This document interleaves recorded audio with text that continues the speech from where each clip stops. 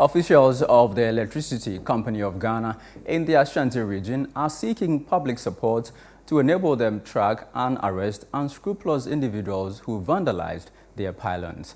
The power distributor is yet to come to terms with a recent incident where some unknown individuals vandalized its infrastructure at Ejuso, leaving several communities in the Ashanti region without power.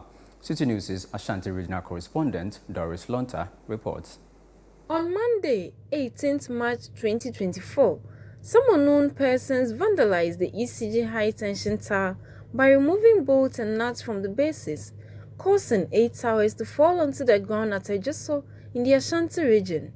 The unfortunate incident plunged Ejuso and several communities in the Ashanti region into darkness. In an interview with Citi News, the ECG's public relations officer for Ashanti West narrated the incident and explained the impact on their operations. 3 nights ago, we noticed that our line from our massive box supply point to a channel closer station was off. So as soon as it happened, per engineering standards, we tried the line again to see if power supply could be restored to the affected areas. But I realized that when we tried, it wasn't successful. So because of visibility, among other things, we couldn't patrol the line within the night. So yesterday morning, we decided to patrol the line to see what was the cause. Only for us to get to Ejuso, for us to see about 8 pylons lying on the ground.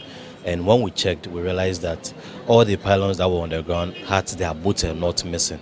And the bolts and nuts are what keeps the pylon firm on the ground. So once they were missing, which means the slightest wind, the pylon will fall onto the ground. And I think you will recall that 3 nights ago, there was a heavy windstorm in Ashanti region. And without the bolts and nuts, that was what happened. So as soon as we checked, we realized this was the cause. And power supply affected areas like Echan, Ejuso itself, Besiase, Nobuem, Jamase, among, and in fact, New Koforidua was also affected. So quickly, our engineers, in fact, though the issue was not coming from ECG, it was a result of these thieves and scrap dealers. Our primary focus was to restore power supply to our cherished customers. He, however, spoke about the impact of the unfortunate power cuts on customers in Ejuso and other affected communities. In terms of the social and economic aspects on our livelihoods, from hospitals, the Ejuso government hospital is over there, and they need electricity to treat their patients.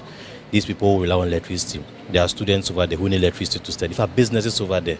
So the activities of these thieves, they not even only affect ECG, but even affected our customers as well. Benjamin Obin appeal for public support and collaborative efforts in identifying, reporting and arresting persons who engage in such criminal activities. So all we are saying is that we need the support of the general public. We can't do this alone, because without the general public, we cannot succeed in curbing this menace. So we humbly appeal to the general public such that when they see any suspicious person beside our meter, our poles, our transformers, our pylons, they should report the person to the nearest police, because every ECG staff has an ID card, as you can see me wearing.